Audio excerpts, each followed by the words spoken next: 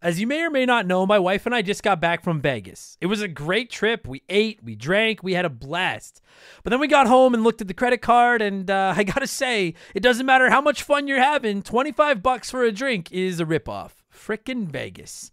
I hate getting ripped off, and so do the lads over at Harry's. They spent years watching the razor blade companies rip people off and said, no more.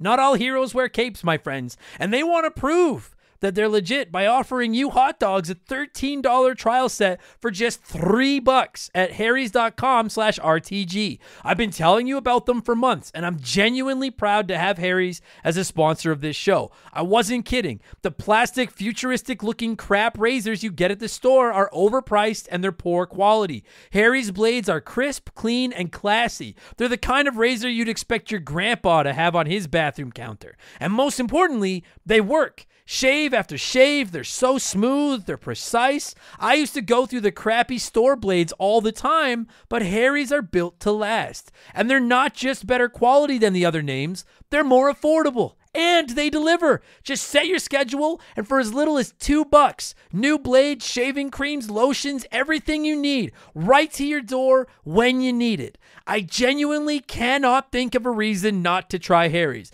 And I'm not just saying this because they're sponsors. They're the best shaving supplies I've ever used. Try them out, and if you're not happy, your shave's on them. And unlike the other subscriptions, they're really easy to cancel if you want to too, which is a nice bonus, but believe me, you're not going to want to cancel.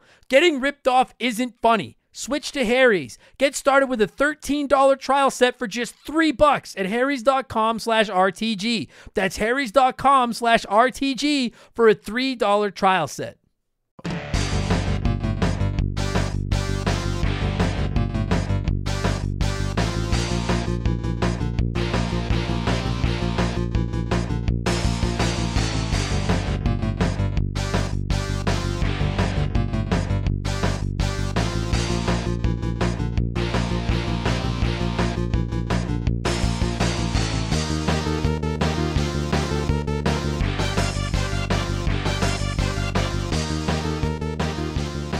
What's up, everybody? Welcome back to Remember the Game, my retro gaming podcast, where every week a buddy of mine and I sit down and geek out about the games we played back in the day. My name is Adam Blank. Thank you guys so much for listening. This week, episode 60, we're going to do something a little different. We're going to go with one of our conversational episodes. It's like two nerds on the playground like the other ones, but instead of talking about a specific game, we're just talking about gaming in general. And this week, we're talking game collecting.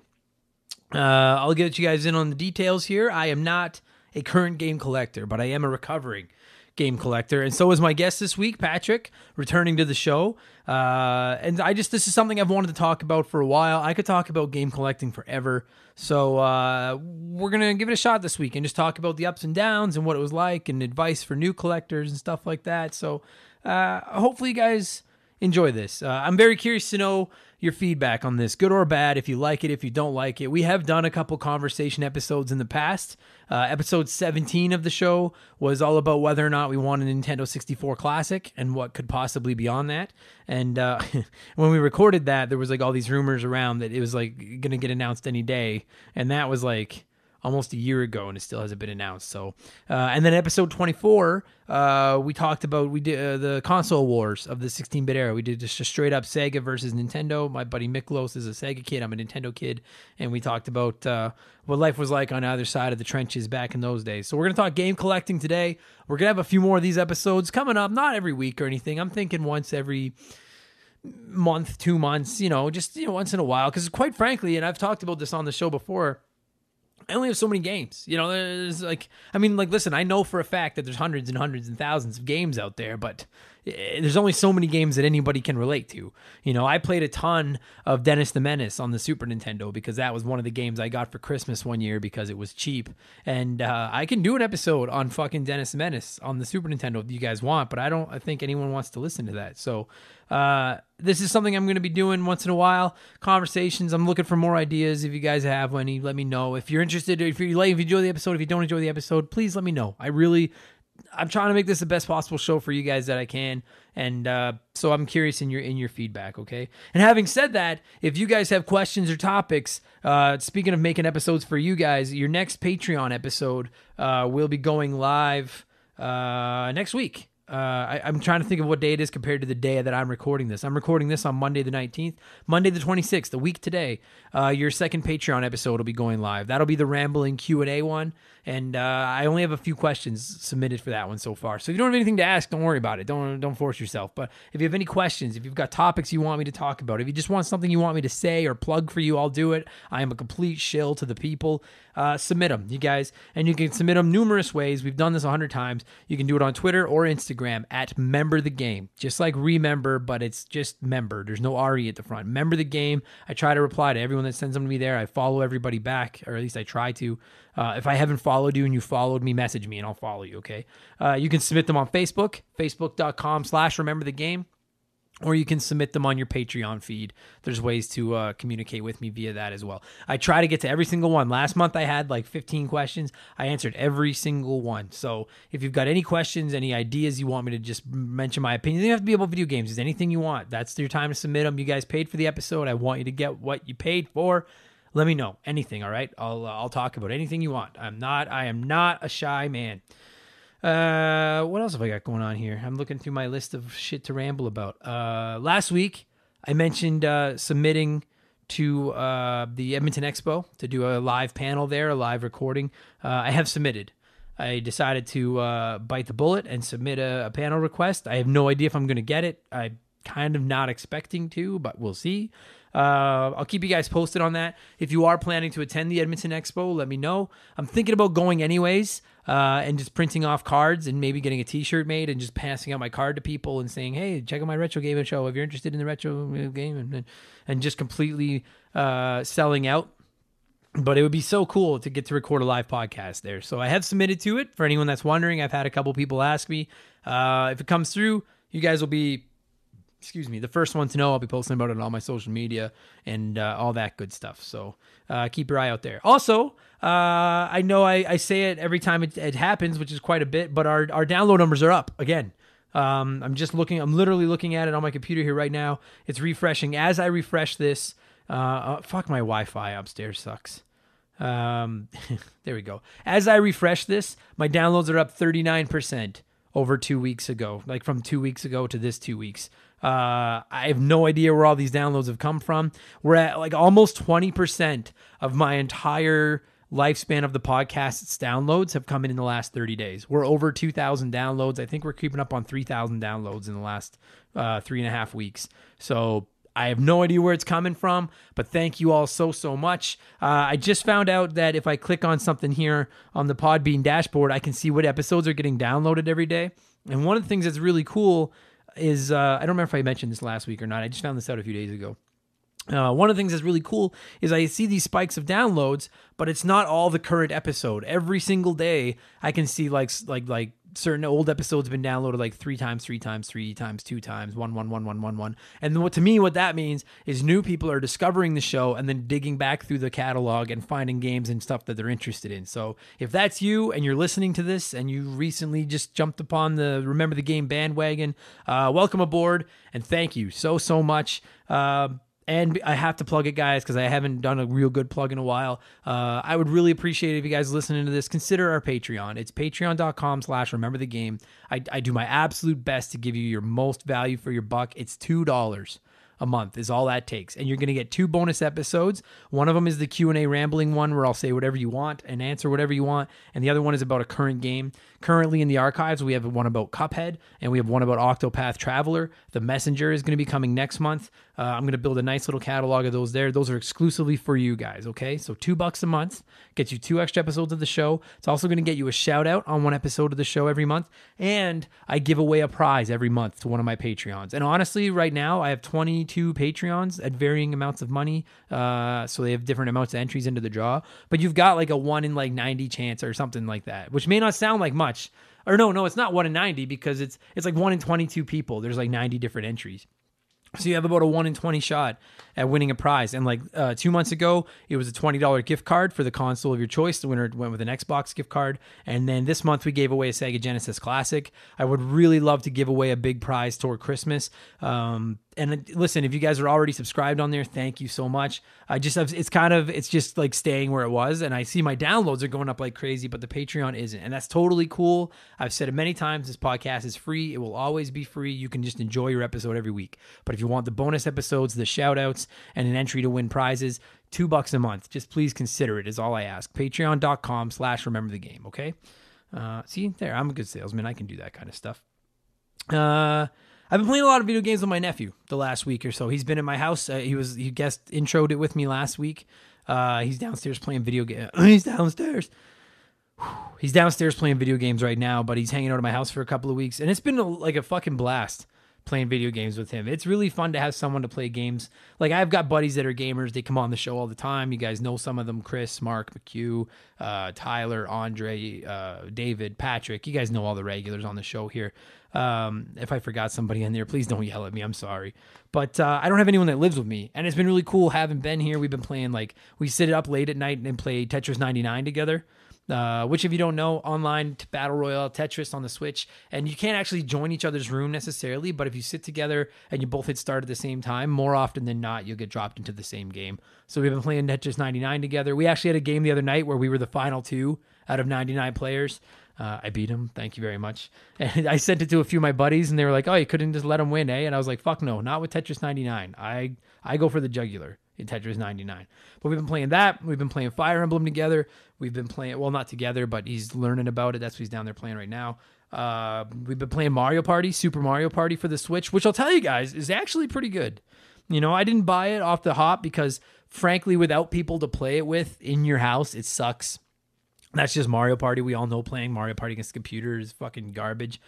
And classic Nintendo with their shitty online didn't give you a way to just play it online with your friends and play a full game. So I don't know if I'd recommend buying it if you don't have 2 or 3 people in your house to play it with. But having sat around this past weekend this past weekend and played it with my nephew and my girlfriend, it was fucking killer, man. And it was like very old school Mario Party. You know, I didn't care too much for the Wii U one. I thought it kind of sucked. But this one is a throwback to the series. And I love some old school Mario Party. So it's just been fun. I missed playing couch co-op with people. You know, playing online is cool. You don't have to go anywhere. You can sit on your couch, or you can sit by yourself on the couch in your underwear if you want. But there's just something about, you know, like, we all know, like, anyone listening to this, 90% of you are old people like me that played the games back in the day. There's something about playing Super Nintendo or GameCube, Nintendo 64, PlayStation, what have you, with your buddies. Just fucking Halo. Like, how many of you played Halo with your friends back in the day on the Xbox and Halo 2? And, God, good times. I just miss couch co-op. Another thing that's fascinated me is I like talking games with him because he's 13 and I'm 35, so there's a 22-year gap there, and so we've got very different opinions on certain games and on the industry and stuff. And as I've talked about on here many times, I've shifted toward primarily a digital game collection. That's just how I prefer it, particularly because I have a Switch and I go on the road a lot. I just download my stuff. It's all on my Switch. I take it with me and I'm good to go. Ben still prefers physical. We've gone to EB Games a couple of times because there's no EB Games where he's from in his hometown. So we've gone. He likes to look. He loves having the cases in his hands and stuff like that. And I read that a lot, like in the Reddit forums and stuff. People talking about how they prefer physical games to their digital ones. And that's just very interesting to me because for a while I felt like that. Hence why I used to be a game collector. There is going to be a half-ass segue out of this. But now I have no space. I find it more convenient to just be able to download the game, download it prior to its release date if it's a brand new one, and then I just have it. I find that there's better sales a lot of the time on digital games than there is going physical, you know. The only real regret I have about going digital with my games is that I can't trade them in when I get sick of them. But a lot of the time I trade games in when I get sick of them, and then I regret it and have to go rebuy it eventually anyways. So I'd rather just have it digital. It's always there. I can't get rid of it. So I don't know. That's just his opinion. I'm curious where you guys come out on that, if you prefer digital or physical. We tried recording that as a conversation on the show here once, actually. Excuse me. And the file got corrupted. And you guys, it's one of the long lost episodes of Remember the Game. But we'll probably attempt that again down the road, a digital versus physical episode. So it's been fun gaming with them. We're going to be recording a couple Let's Plays here together in the next couple of days, I think, too. So that'll be going up on the YouTube channel. Which I didn't plug with all the other social media, youtube.com/rememberthegame. I try to subscribe back to everyone's channels and stuff like that. So check us out there. Let's Plays, game reviews. I'm still dragging my feet on another review. They don't get a ton of views, and they're a mountain of work. And I'm going into my busiest season of the year as a comedian. I'm trying to keep this podcast up to snuff. And the reviews are coming. They're trickling out because they're just the bottom of the priority ladder. That's all. But Let's Plays are coming. Speaking of Let's Plays, what have I been playing over the last 7 days? Fire Emblem. 3 houses. I'm about 60 hours into my playthrough. I haven't quite finished it. I'm pretty sure I'm close to the end. I started over. I've already talked about this, but in case you're new or haven't listened to the last couple episodes, I was about 15 hours into the game and I was playing it on the easier setting and then was like, this is too easy and kicked it up to hard. Now I'm almost done. If I have one criticism of the game, and it's the same criticism I had 6 to 7 days ago whenever it was the last episode of this went live, it's too easy. That's my only beef. And it's getting a little harder near the end, but I still, I've played a couple other Fire Emblems, like Fire Emblem Awakening, and that one also wasn't the most vicious game, but it was harder than this. This game is easy. I was playing Wargroove on my Switch, which is another tactical, strategy game before I shifted over to Fire Emblem, and Wargroove was fucking vicious. That game hurt your heart. This game is as forgiving as any game I've played in a long time, but it's still phenomenal. And the storyline is so good that as soon as I'm finished, I'm probably going to hop back in and play it as a different character because I want to see you have to join one of these 3 houses with these 3 different characters running them. And I want to see what happens if I play through as a different house because the storyline has been so good. So just phenomenal. Nintendo, everybody involved, you guys fucking killed it. It is my game of the year by a mile right now, although I still have the Link's Awakening remake and Pokemon Sword and Shield coming out, so we'll see if one of those can knock it off its perch. But I am fucking so addicted to Fire Emblem. Like I said, I've also been playing Tetris 99 with Ben because it's the best Tetris ever made. It just is. And I've hopped back into my Paper Mario 1,000 Year Door playthrough because I'm planning to record an episode of the show about that game in the next few weeks, and I wanted to get as much of it completed before we did the podcast as we could. I don't think I'm gonna have time to finish it, but god damn, that game is charming. I don't know if you guys have seen it, but there's a petition floating around online for an HD remake on the Switch of 1,000 Year Door, and fuck yeah, there should be, because that game is so good, just so charming. Bring back Paper Mario, and not the Wii one. That game sucked. Just the good Paper Marios. Okay, we're at 15 minutes. I've talked enough. We're going to talk game collecting this week, you guys. Like I said, a little bit different, just a conversation between me and another geek. I hope you guys enjoy it. My pal Patrick is here. I am a former game collector, as is Patrick. I could talk about game collecting for days. I definitely want to do more collecting specific episodes. So go back and check out our other conversation ones. Like I said, episode 17, episode 24, if you're interested. Let me know what you think of this one. And if you'd be interested in specific console collecting or specific system, specific publishers, specific genres, whatever. If you're interested in collecting stuff and collecting episodes, let me know, because I would really like to do more of them. I would like to get some experts on here that know more about it than I do, just to talk collecting. It fascinates the shit out of me. I would love to get back into it, but I have no money or space. So, I have to stick to digital stuff. But anyway, I hope you guys enjoy this week's episode. I like looking at your collections too. I meant to say that. So send them to me on Twitter, Instagram. I'll retweet them. I'll do all that kind of stuff. Remember the game. But that's then. This is now. I'm talking game collecting with Patrick. I'm going to cue some music. I don't know which one yet. Here it is. And I hope you guys enjoy this episode 60 of Remember the Game. Patrick and I are talking game collecting. Here we go.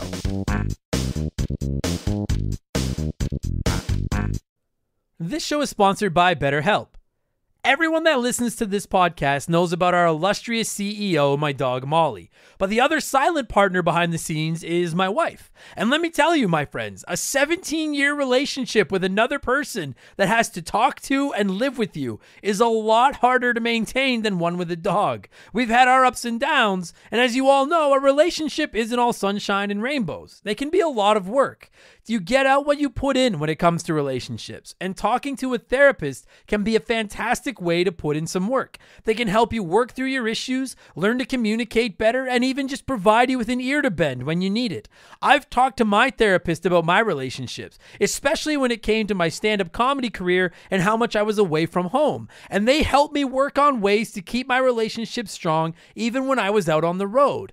It turned out our relationship was actually better when I was out on the road, but that's a story for another day. And I know, right? Therapy. Who has the time these days? BetterHelp hears you, and they're making it easy. Fill out a quick form online, and they'll match you up with a therapist that suits your needs and that'll work around your schedule. You pick the meet times, and you can get your therapy fix from anywhere, over video, phone, or just chat. Become your own soulmate, whether you're looking for one or not. Visit BetterHelp.com/RememberTheGame today to get 10% off your first month. That's BetterHelp, HELP.com/RememberTheGame.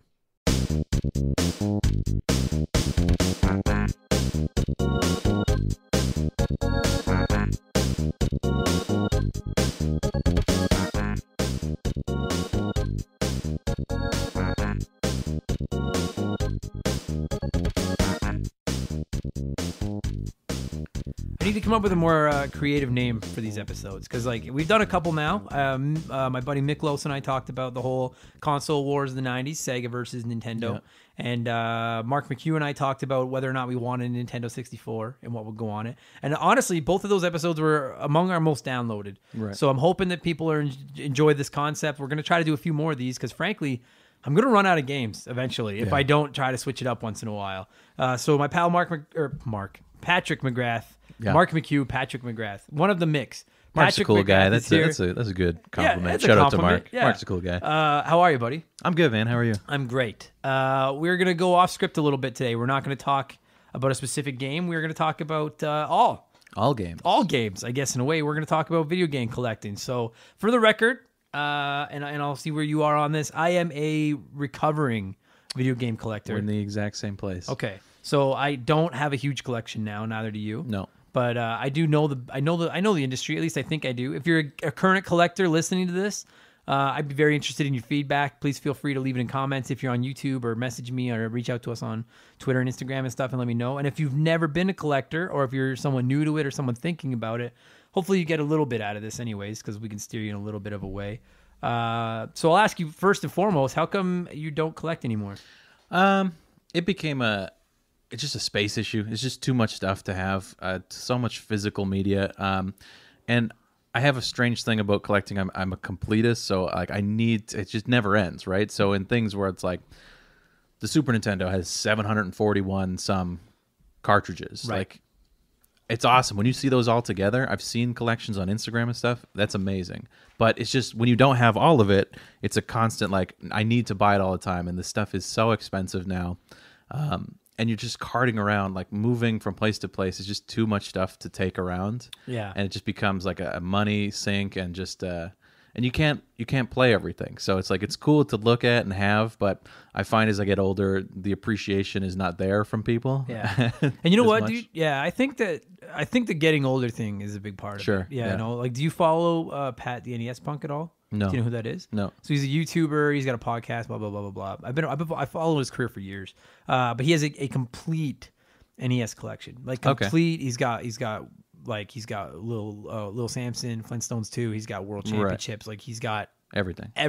I think he's got like 3 of them. I remember him saying online one time that he has 3 of them in a safety deposit box at a bank. Like 3 full collections? No, like 3 of the carts. Probably the World Championships. Oh, okay. I see. Yeah. Like the ones that are worth like thousands and thousands of dollars. Yeah.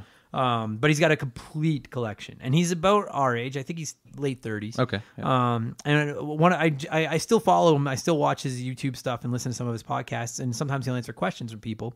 And one of the questions was like, where are you going now, or something like that. And he said, he's like, the day's gonna come where I'm gonna sell some of this stuff, because it's not just the NES collects for everything. Right. NES is just the one he's got everything for. Yeah.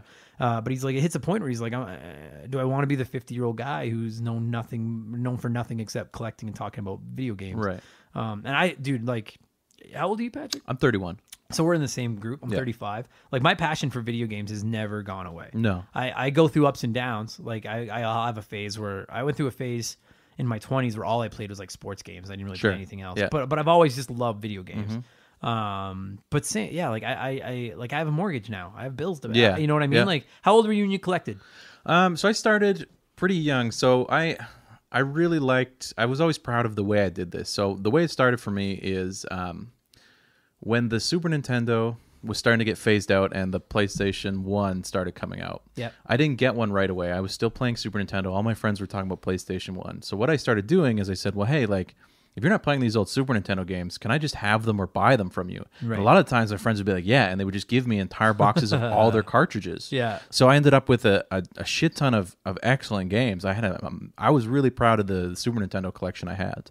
And I would just get all these games, and then from there I would just start buying and piecing. As I got older, I had this kind of base foundation. I would start buying games, and it just got easier and easier as the consoles went further and further. People would give me an entire Nintendo NES collection, right? And then you go from there and just like start building that way.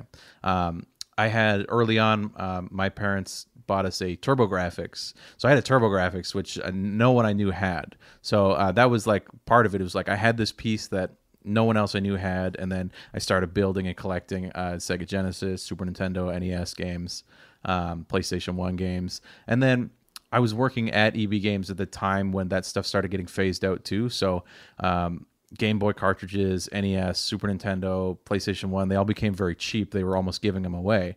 And I used to do things where when people would bring in NES games, when they stopped taking them, I would say, hey, like, we can't take these anymore, or they're worth 50 cents. I was like, I will just buy this collection from you personally. Right. And I would just work out deals with people. It's how I got, I have a really cool, like, NES, Mario, Luigi, like, soft shell case for carrying it. Sick. And like stuff that you like got out of people's collections that like, we can't take this, but I will absolutely buy this from you.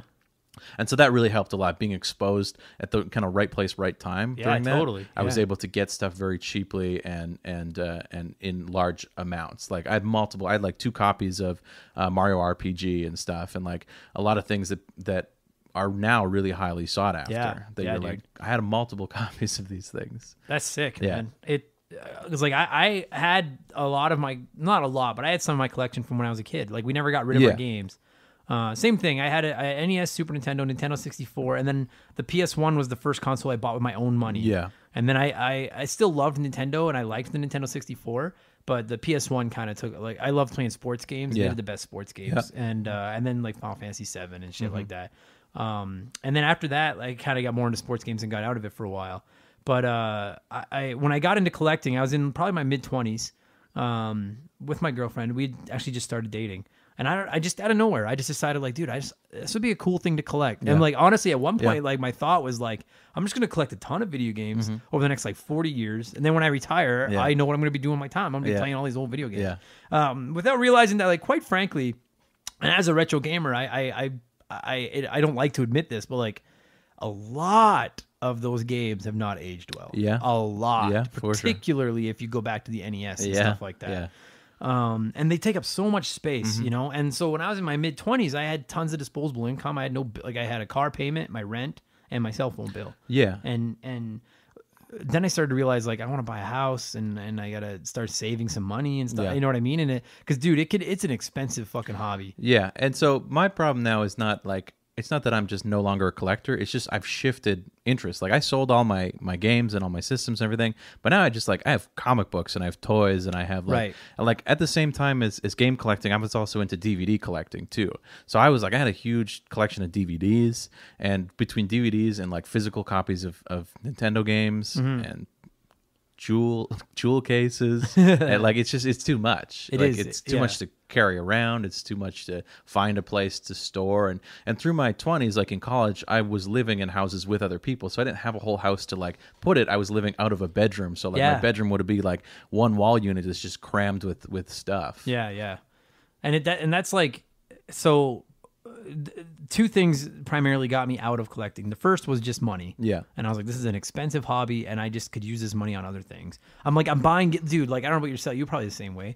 Like, I had so many like NES games and Super that I never played. I Yeah. had never put them in the. They might not even have worked. I had no idea. I would buy games. I go to pawn shops and I'd be like, okay, there's a ton of like $3 games, and I would just buy all of them. And you go home and play them. Like, these are all awful. These like bootleg fighting games or just like whatever, like terrible side scrollers that you're like, these are unplayable. But I have it now, and cool, I guess. Yeah, that was what it was. And I got to the point where I was like, why the fuck am I spending all my money and using the very little bit of space I have? Same thing. My girlfriend and I were renting a basement suite. Yeah. And so we had our bedroom, and then the spare bedroom was my room, and I had a TV in there and then a ton of old video games. And I was like, I just have no room for this. I have no money for this. Yeah.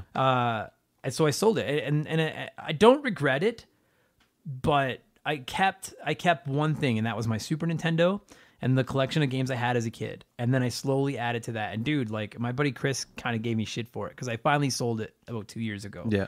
And I had a Super Nintendo with like Earthbound, Mario RPG, like Super Metroid, Link to the Past, basically just the creme de la creme. The AAAs. Yeah. And I sold the whole thing for about $1,000. Wow. My collection. And the reason I sold it was legitimately because that was when I sold it when they announced Earthbound on the virtual console. Right. Because forever Earthbound would not get released on the virtual console. And Earthbound is one of my favorite video games of all time.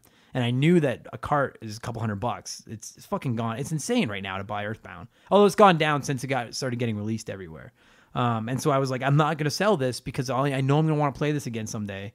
And I'm not going to drop fucking hundreds of dollars to get my hands on it. Yeah. But once it became available on virtual console, and listen, just for the record, and we'll get into this maybe in a little bit, but I know there are people listening to this being like, just get a Raspberry Pi and download ROM. Yeah. That's not the point, okay? Yeah. Fuck off. Fuck off. I'll stand by that. Once I could get Earthbound, that was the one game that was keeping me invested. And once I could get my hands on Earthbound, I was like, all right. And then I sold everything. And I don't really regret it. I mean, I miss having the games I owned as a kid. Right. But like, dude, I'm pointing at my shelf right now. I guess you guys can't see that. I have an SNES Classic right there. Even without hacking it, it has enough on there. It's got 20 phenomenal games on it, and I'm like, and it takes up no space. Yeah, no, it's fucking a one-time investment of like $100. I'm not shitting on people that collect because I get the passion of it. I love it. Part of me would love to collect again. I love seeing my Instagram is filled with collectors. Like I love seeing collections and like not just collections of games, but all the other merchandise that goes along with it. People that still have boxed art, all the little things that Nintendo released and all these companies like TVs and things, just little accessories. Or some people they'll collect like Toys R Us displays from and that stuff's awesome. I would probably still have my Super Nintendo. I ended up, that was the one thing I didn't sell. I lent it to a friend at the end of high school, and he moved across country and took it with him. And so that's the one thing that I'm like, if I had that, I probably wouldn't have gotten rid of that one. Yeah. And so I'm like, it's kind of like I have that attachment of like I never really got finished with that. Yeah. That was taken from me, and so I don't have like, there's no regret. Like I regret lending it, but you kind of let go of it at some point, and that's what made it easier to sell off everything else, because you're like, I don't have as much attachment to an NES, to selling off this stuff, but. Yeah, no, dude, that sucks. Yeah. That fucking sucks. I don't know, man. Collecting them is cool. It just, like I repeat it, but like it's a ton of money for a lot of space, for a lot of bad games. And and so honestly, that's kind of, and the other thing is like, if you don't have a direction, which honestly was a problem I had when I collected, I had no sense of direction. I just bought anything I saw. Yeah, me too. And dude, it can get out of hand. It does really fast because there is a ton to fucking collect, like a ton. When collecting stopped being fun is I had the realization it's like I'm not really attached, like I like the games, but am I just attached to the physical cartridge of this? Because that became very easy to alleviate. You're like, well, I don't really need these cartridges taking up all this space. They're not mounted in any way that it shows the artwork, like they're just stacked haphazardly in a lot of places. And so it stopped being like, okay, if it's the games I'm attached to, like I'm a ROM guy. Like I have no problem. You can easily, illegally find an entire collection of 700 Super Nintendo games. Yep. Every computer I have has some form of emulator. When I was in high school, I put a Nintendo emulator with a bunch of games into a hidden folder on the server of the computer. So any computer I logged into in high school, I could access this Nintendo emulator and Right. play from any computer in the school, which Right. was like awesome. Because once I started doing that, and I was like, there really is no need for this physical. I lost the need for physical. I totally understand the need for collecting and the desire to have physical properties. Yeah. Like I collect comic books now, and it's very easy to just buy digital comic books. You can get a subscription, you can have all the comic books you want, but I physically love like seeing a long box full of comics, being able to pick it up and look at it and appreciate like this is how it was made originally and meant to be enjoyed from the beginning. Sure. And so I definitely appreciate that. But like with the release of Super Nintendo Classics and stuff like that, like there just is, for me, no more need to have all of that big collection anymore. No, I get that, dude. I still collect Game Boy games though. Like I still have a little piece of it where I have a custom painted and made Game Boy, and I still collect Game Boy games. Like, that's sick. the only thing, but that's easily like it's really easy to boil that down to like it's one carrying case right now, you know. Yeah, you could put it in a drawer. It's very Keep easy your to collection store. in a Yeah, drawer, yeah, Nintendo or Game Boy games. Yeah, it's because I agree, dude. I'm pretty much digital with everything. Yeah. Like I have no CDs. I know a lot of people don't anymore, but like I have Yeah. no physical music. All my music's on my phone. I have no physical DVDs other Mm-hmm. than my Simpsons DVDs there that I'll probably get rid of when Yeah. Disney Plus comes out and I can stream them. Yeah. I have very few physical video games. I prefer digital. I just like Yeah. it. I don't know if it's. I think part of it is getting older. It's convenience. You know, yeah. I read, like, I'm a bookworm. Mm-hmm. I fucking read probably a book and a half a week, and I honestly I've started reading physical books again because I started at 35 years old. I remembered how cool the library can be for a reader, and so I started going to the library because I don't need to keep all these physical books here. Sure. I can read them and put them back. But other than that, I buy my books digitally on my iPad or on my I'm a big Kindle. fan of Audible, like Right. Audiobooks. Listening to them, Yeah. right? Yeah. Like but having said that, like I adore looking at physical collections. Oh, like you for said, sure. I could like if you at Member the Game on Instagram, give us a follow. We'll follow you back. I follow a ton of collectors, and I love looking at their collections, dude. It's so cool. And to me, there's something about preserving gaming history with that too, absolutely. right? Because like the Wii Virtual Console just shut down. Like it's gone. Like it's gone. And so anything you have on your Wii, I guess you have to play there until your Wii brick. Because that was the thing is when the Wii Virtual Console launched, like my Wii, I used it primarily as a virtual console. Yeah. Like I didn't play a lot of Wii games, but I had tons, hundreds of dollars of old games on there. And then my Wii bricked, and I lost all of everything. That sucks. And yeah, it does really suck. And the thing is like that shit's probably gonna happen with all these. Like I have a Everything. Switch now, and to me the Switch. Nothing exists anymore. Everything's held on a server in a magic cloud. Like the Switch to me is tailor made for digital gaming, and I know there are people that prefer the physical cards, which is cool. I get it. Yeah. But like to me, like I like, dude, I have an SD card in my Switch to make it bigger. Yep. And I go on the road a lot for comedy, and I can take. I have 40 video games with me. Yeah. You know what I mean? Like I love it.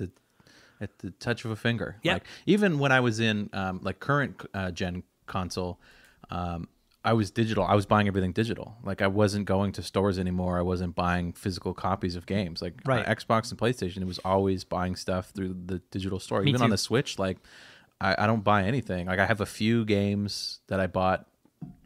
I think 4 that I have physical, but I'm a big indie title fan too, so it's the only place you can get a lot of those. Yeah. So it's really easy to browse the store, you find a few cheap indie games, and then you're like, okay, well, there's a AAA title. Totally, yeah. I agree with that because same thing. I love indie games. Yeah. But to me, that's one of the coolest things about collecting, and that would be if I ever got back into serious collecting. Because I did recently buy a GameCube, and I've picked up a few games for the GameCube because they're just not available anywhere. Yeah. And I love these games.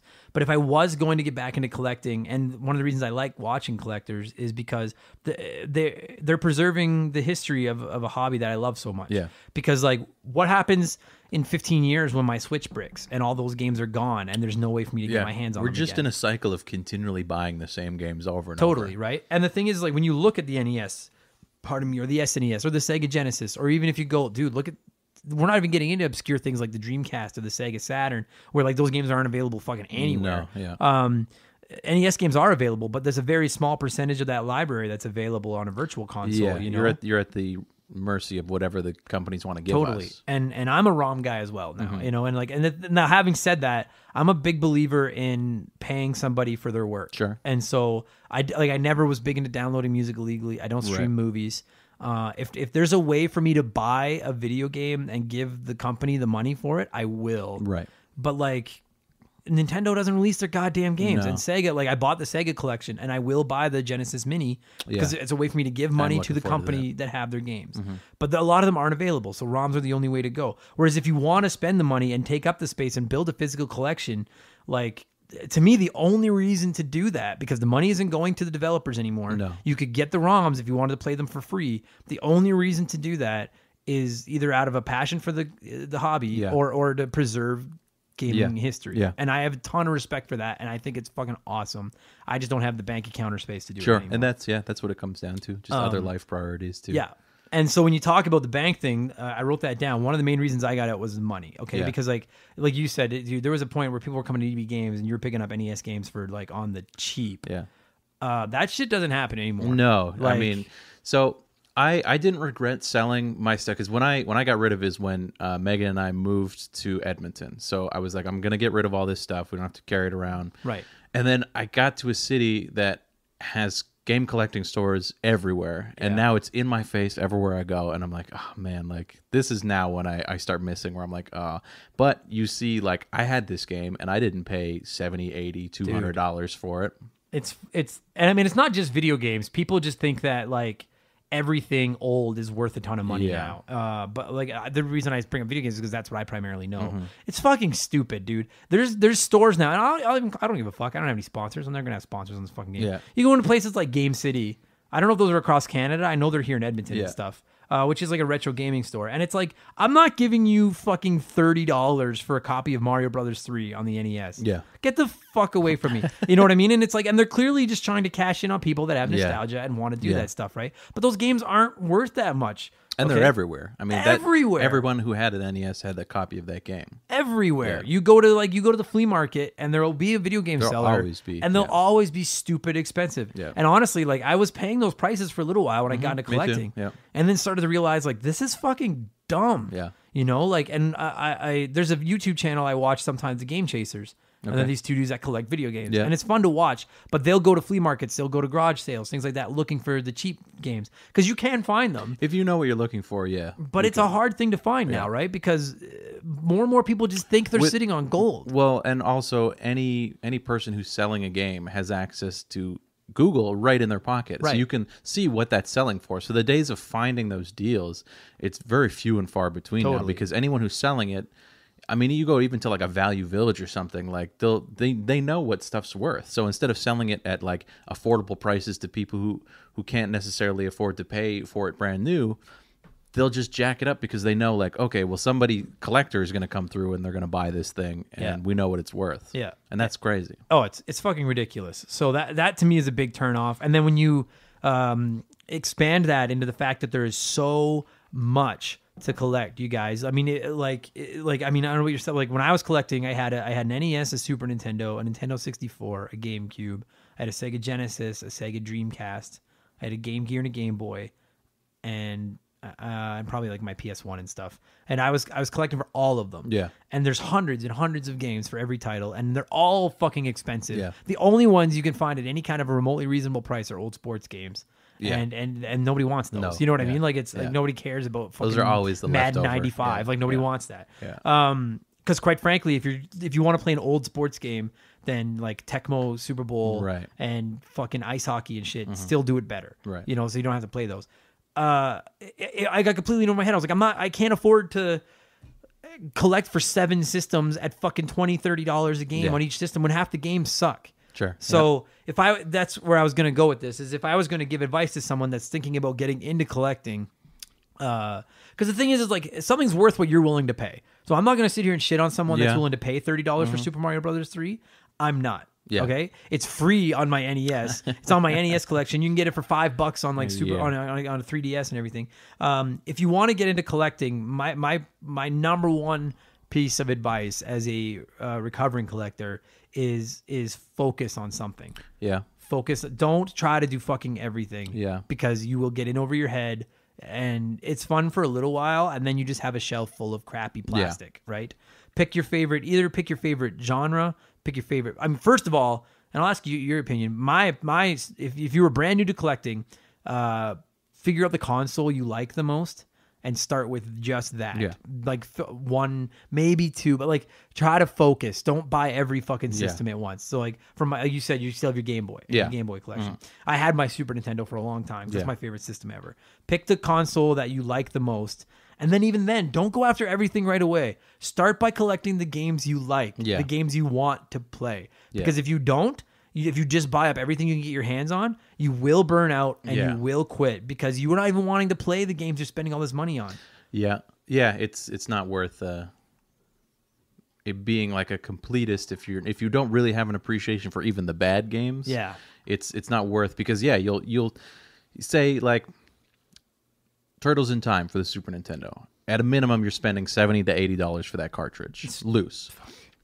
So you could buy that and you go, well, that's really expensive for the one game. It's one of the greatest games for that console. Yeah. But if you're going to buy, say, $7, $10 shitty games that you're never going to play, like it adds up and you're like, well, okay, these are $5, bin digs that you find somewhere and they're all garbage, but you spend $30, $40. That could have gone towards a good copy of something else, you know? And at the end of the day, like, I mean, I guess you're doing it for whatever reasons you want, but like to me, like, video games are fun. Like that's why I play them. That's why I collected them. And it's like, dude, when I was collecting, like on the PlayStation 1, I had like every year's NHL and every year's, you know what I mean? And I was like, what the fuck? I'm never going to do this. This is all. And like you said, that's a great point, man. I could have fucking taken the $2 a piece I spent on all those and bought Metal Gear Solid and have like, dude, now I have a game I really want to play. So like, listen, like if you want to get into collecting, forget the money because that just comes down to what you're willing to pay for it. But like, pick a focus, try to buy shit that you want to play. Yeah, at least to start. I think that's definitely what's happened to me now. Like, I still consider myself a collector of just different things now. So the things that I have, like, I focus down to having a Game Boy, or I collect comic books, but I only collect Daredevil comic books because that's my focus. That's what I really like. So instead of just being like, I need to buy all of these comic books, even the ones I have an appreciation for, I don't do it because I just become much more focused on like what it is I want. Right. And the other thing is, like, as you get older, like, you have less time. Like, dude, I have less time to play video games now than I fucking did when I was 24. Absolutely. Yeah. And so, like, I try to... That's why I sold my PS4 and my Xbox One, because I was like, I'm playing too much. Yeah. And I just want to, like... Now I have a Switch, I have my classic consoles, and then I just bought the GameCube. And for my GameCube, I have... Like, right now, looking at my shelf, I have Mario Golf, Mario Kart, and Paper Mario. Yeah. And I'm only after another about half a dozen games. Right. And they're just my favorite games ever. Because it's like, I only have a couple hours a day to just really sit down and have fun with these games. I don't want to waste it on a game I fucking hate. I want to play something fun. Yeah. So, like, just collecting to me looks glamorous online. You see pictures of people's gigantic collections, or you watch a video like Game Chasers or something, and you're like, dude, that looks cool. And it is cool. It is. But, like, you will burn out and you will hate it if you don't focus and come up with some goals in a system. You will. You did it. I fucking did it. And I don't regret having done it, but I wish I had that money back. Sure. To be honest with you, because there's no way I got the money for it. No. Don't buy everything. And dude, don't jump at the first copy of a game you see, because people are fucking charging stupid fucking prices. So if you like, dude, when you see Mario 3 for $30, if you want that game, if you're like, dude, I would rather have that than $30, then I don't fucking do it. But I'm telling you right now, don't just assume whatever somebody's charging is what it's worth, because it's fucking not. No. And I bet you prices start to go, if they haven't already, and maybe they have. I'm not into the scene right now. If they haven't started going down, they're going to. I would bet money they're going to, because they're just too readily available everywhere else now. You know, they for sure haven't been going down. I'm like, anytime I walk by a Game City, I'm going in just to look to see, you know, every once in a while you might be able to, because there are still games that if I see, like right now I also collect, I have a Super Famicom, so I collect Japanese Super Nintendo games. Okay. And the reason I do that is because if any stores have copies of games, they don't sell, so they're usually much cheaper. So you can buy, I have a copies of Turtles in Time, and I bought it when I was in Japan, and it's much less expensive than buying the American version of it. Sure. It's just they're not like, I've been to a few stores where I bought Street Fighter 2 in box, and it was $10. Right. And because they're sitting on it, nobody's buying it. It takes a very specific collector for that kind of stuff. Right.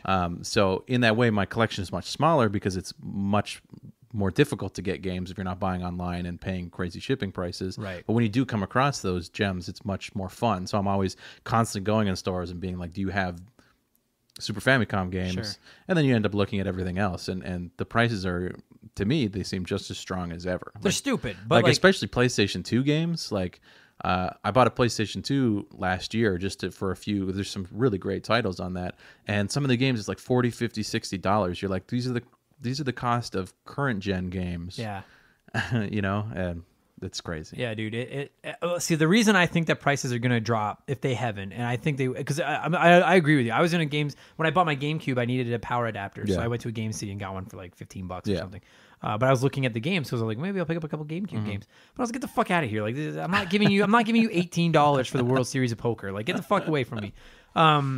Fuck, I hate Game City so much, and I hope you're listening to this. Fuck you. Fuck all of you. What was I going to say now? The reason I think prices eventually will go down is that people our age, people that are my focused demographic for this podcast is people around our age. Yeah. It's people in their late 20s to their early 40s type thing, right, that grew up in the 80s and the early 90s playing those games and stuff like that. And I bet you there's a lot of us that got into collecting at one point when you were in your 20s and had disposable income and more money and more time and stuff like that. And now you're like, I have less space, I have less time, I have less money, and these games are available everywhere. So the only reason to collect them is if you really are passionate about collecting them now, right? The opposite side of the money argument too, though, is at a certain, if people are smart, they have more money than they've ever had at these older ages, right? As you get better jobs and things like that. Right. There is also that, like the dudes who have huge collections, some of them I'm like, I don't understand what it is you do for a living. Like, I've thought that too. Right? Like you're like, you have everything, and not on top of just like everything, but you have like everything current too. Like they're constantly buying like new games and stuff. What I really like is with my job now is I go into a lot of houses and I love when I see like people with pinball machines or like old cabinet style arcade machines. Yeah. And I'm like, I know you have this because you have a really good job and you can afford to have these, and that's collecting that I really like. You know, man. Like it's seeing like really old school stuff like that where you're like, oh, you've got like vintage guitars or you've got pinball machines, arcade machines, like that stuff. I'm like, that's the way to, like, that's what I always thought as a kid. I'm like, when I have a job where I have lots of money, I'm gonna buy arcade machines. That's going to be what I'm going to collect. I'm going to have a room that's just arcade machines, right? Yeah, I've wanted a Miss Pac-Man arcade machine since I was about 10. Man. Dude, have you seen the arcade run-up one? I saw that one. I was saying to Shaley, I was like, dude, that would fit in here. Yeah. I was like, I could move that little box. It would fit, but it's like $500 Canadian. That's it? Something like that. It's like I want to say it was $350 American. Is it a full size? No, it's like like 2/3. Okay. So I'll see. Because I'm like, as I'm sitting here saying, don't spend a lot of money, don't take up a lot of space. I'm like, well, maybe I'll do both of those things. Yeah. I love arcade machines too. Dude, but again, that's to me, that's preserving gaming history, and that's something that I could go play an arcade game, but it's different to play it on the actual arcade stand up. Which is actually something else I had written down. That's, I guess, another reason to collect. Is that some people just prefer to play it on the original hardware. I do. I absolutely understand that. For me, like, the one thing ROMs are missing is good controllers. So you can buy USB controllers. I have a multitude of USB N64, USB Super Nintendo controllers, but they don't feel the same way. They're made so cheaply that it's upsetting. Yeah, I have one right there, a Super Nintendo one, and it kind of sucks. They're awful. Yeah. So when you get the feel of, like, that's what I really liked about the NES Classic or the SNES Classic is the controller feels the way it should feel, and it plays and responds the way it should respond. And so that, that's the one thing I'm missing in what I, playing now. And it's not the same to remap it to an Xbox controller or to play on a keyboard. No, it's not. It's not as fun. It's not. So I never thought to make that argument earlier, but I could get behind that. People just want to play it on the original hardware. But to me, the counter argument to that, and I consider myself a pretty passionate retro gamer. There are going to be traditionalists listening to this that are going to give me shit. Sure. I like save states. And I know that I grew up in the era. I know that it was you beat a game or you start over if you died. I don't have that kind of time, that kind of patience now. Sure. I want to play more. I now that I'm paying my power bill, I don't have interest in leaving a fucking console on for 2 days. Sure, yeah. With the light covered, it is so my definitely mom nice doesn't know. with the limited time is to like play a game and be able to stop right in the middle of it, save state, and then come back to exactly that spot. Yeah. Yeah. So that to me at the end of the day is it all comes down to that, like, and I never even thought of it till we started talking about this, but to me it all came down to when Earthbound became available as a download. And I was like, all right, I'm fucking done with this physical cartridges. I could use this money on something else. Yeah. It's taking up space. And I really, really like having save states. I don't even care. Call me a pussy. Dude, my Let's Play series is called Adam Sucks at Video Games. I suck. I don't fucking care.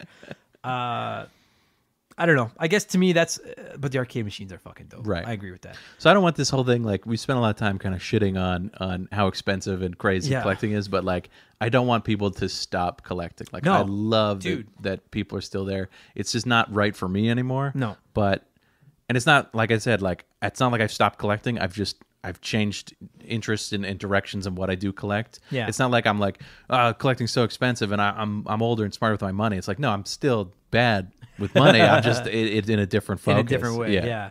I agree with that 100%. I'm to a point, because I collected sports memorabilia for a long time too, and I sold most of my sports memorabilia collection when we moved into our smaller house now, and I spent a lot of that money. We went on a trip to Vegas with it, and I had no regrets. I had so much fun. Yeah, as I get older, when Meg and I went to Japan, I started to value memories more than like physical things. Experiences. Yeah, experiences. So that's, yeah. Having said that, like you said, dude, like Patrick said, if you collect, if you want to collect, if you're thinking about getting into it, like dude, do it. Like it's just don't do it for the wrong hobby, okay, or for the wrong reasons, okay? And I wanted to say that. Don't do it just so you can post pictures of your fucking collection on Instagram. Yeah. Because as much as people like us think those collections are cool, like you're going to regret it. Like do it because you're passionate about it. And listen, this is like actually my number one piece of advice, even more than finding a focus and everything. Do not go into debt to collect anything, particularly video games, okay? Because I was at a time where I was putting games on. I'd go on eBay and see a lot and just be like, oh, fuck yeah, and just put $100 on my credit card to fucking buy this lot and stuff like that. Don't do that. You should not be going into any debt to fucking fund this hobby, okay? Listen, the games will be there, okay? Like, I'm not saying go into debt to play current games, but I can understand how, like, if a game is coming out next week that you really want to play, it's brand new, and you're like, I don't want to see spoilers, it's brand new, I've been waiting for it, put the $80 on your credit card and pay it off and play your game. You know what I mean? But, like, those vintage games are always going to be there. With eBay and Kijiji and the internet now to buy shit on, they will always be accessible. So if you really want one, save up your money and then buy it. Do not just run up your credit card buying these fucking old video games like idiots, like I fucking did, because you will regret it. It's not worth it. Just enjoy the hobby, but don't let the hobby take over your life. Yeah, you know. And fuck off with your Raspberry Pis. Do you have any of those? No, I don't. But I have friends who have them. They're pretty rad. I just have emulators on my computer, so I have essentially that. Right.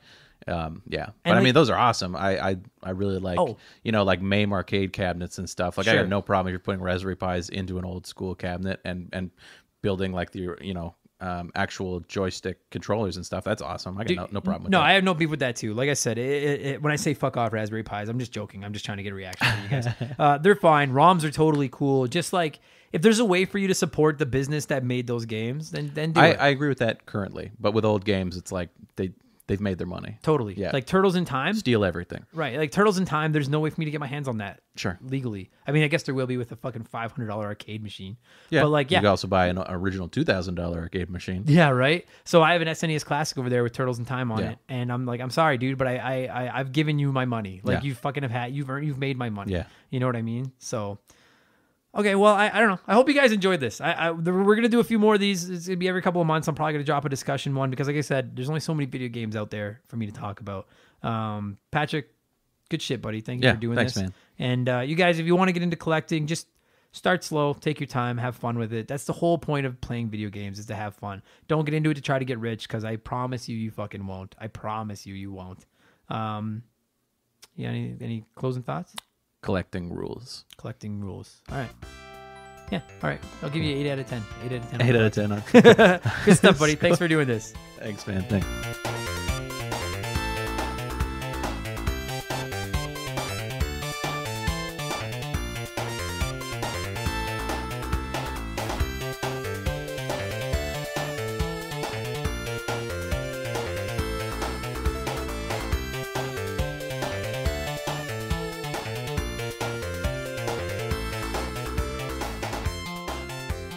And that's going to do it for this week's episode. Patrick, thanks for coming over, talking game collecting with me, and to all you geeks, thanks for listening to us geek out.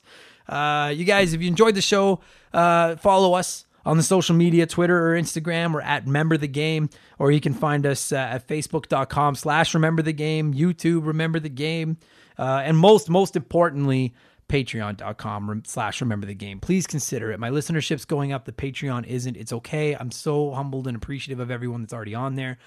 The bigger it gets, the better prizes I can give away. That's my hope here, okay? It's $2 a month is all I'm asking. I'll give you a ton of great stuff. Patreon.com/Remember the Game. Specifically, let me know what you thought of this episode. If you guys want more, I don't know what the word I'm looking for is, like editorial, conversational episodes, I want to do more of them, and I'm curious to know if there's specific topics you're interested in. Speaking of topics, don't forget to submit your questions, topics, concerns, whatever you have to do, you want me to talk about for the rambling episode that's coming next week to Patreon subscribers. And finally, leave us a good review, please. If you enjoyed it on iTunes, stuff like that. I don't know what it accomplishes, but I'm being told to ask for them, so that's what I'm doing.